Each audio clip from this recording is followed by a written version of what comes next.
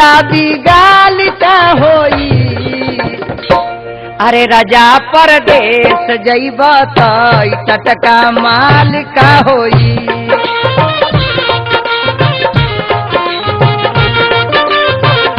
सैया परदेश जइब त टटका माल का होई का होई।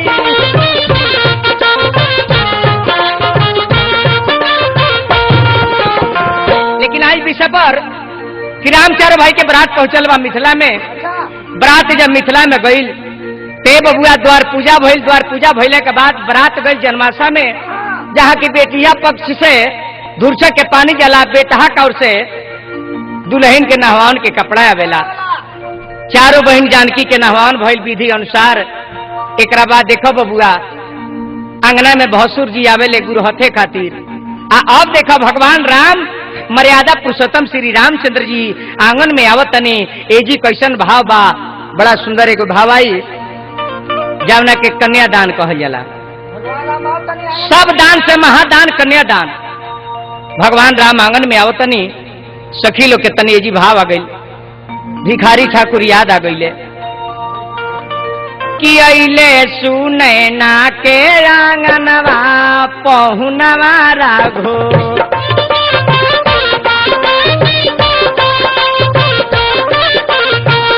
अइले सुनैना के आंगनवा पहुनवा राघो।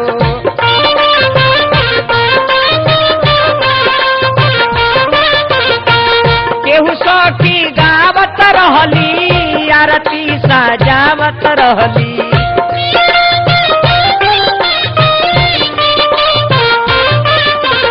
ए सखी सब कर जुड़ाइल बा नायनवा पहुनवा राघो।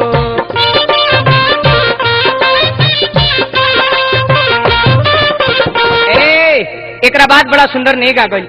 राजा जनक जी कन्यादान देवे खातिर तैयार बनी।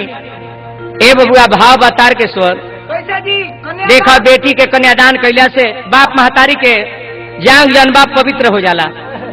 अरे बेटा से एगो खानदान चलेला तो लड़की से दूगो खानदान चलेला। जेकरा लड़की होई जानत होई कि बेटी कितना भाग से घर में आवेले। देखो बबुआ जेकरा लड़की होई, अरे काठो के करेज होई जरूर पिघिल जाई। कितनो कट करेजी आदमी होई लेकिन ओकरा आंख सासू आइए जाई। एजी कैसन भावा राजा कन्यादान देता रहे। सीता कहत तारी कि जंघिया बैठवले हो पापा आया पानी रे पुतारिया।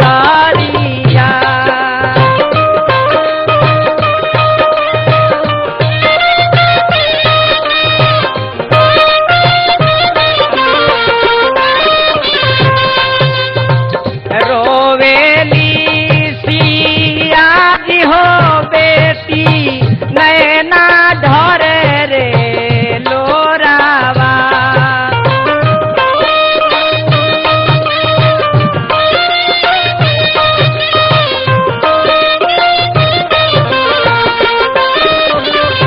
बेटी जब रोवे लगेली तो बाप के लगे जवाब ना जुड़ेला, आंसू ही आंसू बहेला।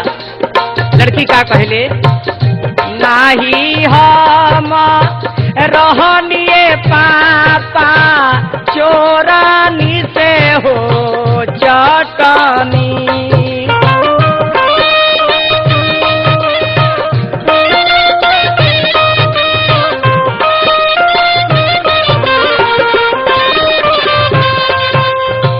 नाही हम सभवा में बाबा पगरी हो झुकवनी।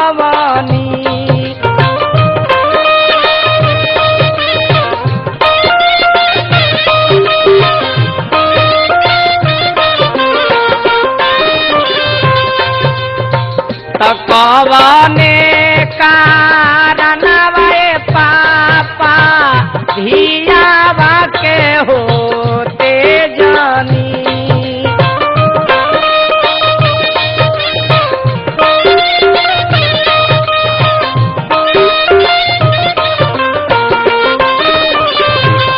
बाप पहले की बेटी हम जाना तनी, लेकिन का करी मजबूर बानी।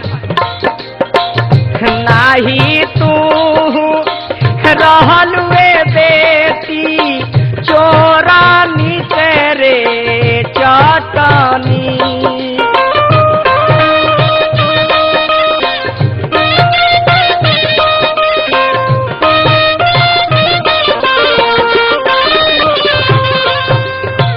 नाही हमारो सभावा में बेटी पगरी रे झुकावलू।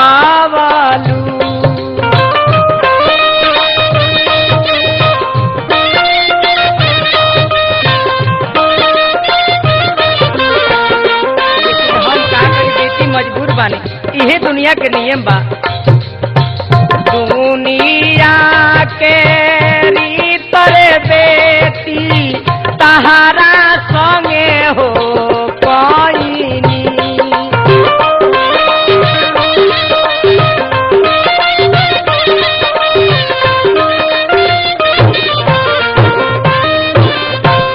एक बाद बड़ा कुली नेक होला, भाई लो लावा मेरा वाला धार फुरेला। एमे गीत होला, भाव होला तार के स्वर। कैसे गीत होला हो के यारे यारे भैया अरे कवन भैया हो अधरवा जनी तू रहू है। सीता जी के भाई लक्ष्मी निधि रहले नेक पहले। एक बाद भाई अपना बहन के चदर से आड़ करे जाना बेरा दूल्हा लो सिन्होरा लेके खड़ा होला। तो मिथिला के सखी लोग कहता जी सरकार, कैसे कहता लो सरकार, कैसे कहता लो हो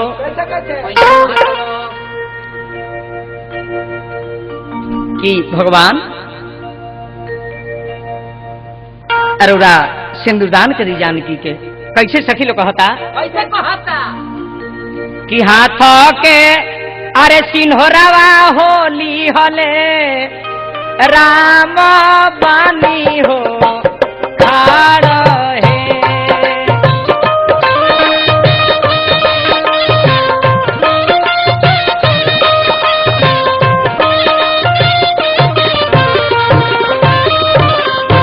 भगवान हे रामचंद्र जी जानकी के मांग में सिंदूर डालतनी तने जी भाव ले ली। कैसे की भाव आ जाए दुल्हा सरकार है आ जाए। अरे जिया ये दादा सांवरे बड़ा कितना मरखा बड़ा ये दादा बड़ी सुंदर सुंदर कुली नेक होला हमने हिंदू समाज में। एक बाद देखो बसा भाई एगो कितना बढ़िया नेक होला कि लड़की अपना बाप से एगो प्रश्न करेली। बढ़ जाए सरकार, लड़की का पूछेली बाप से कि यारे पापा कावाना नगरिया अजुआवा खेलनी ता धिया वा के हारी गईनी है।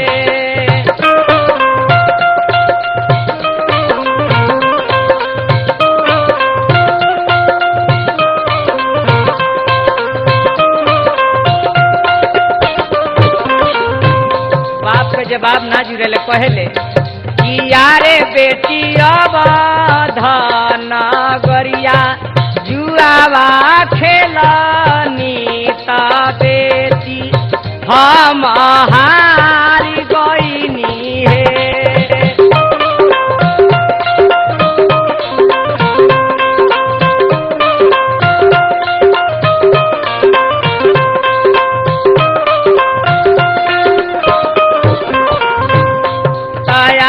पापा गोइया बछरुआ कहे ना हरनी तो हम रे के हारी गईनी है।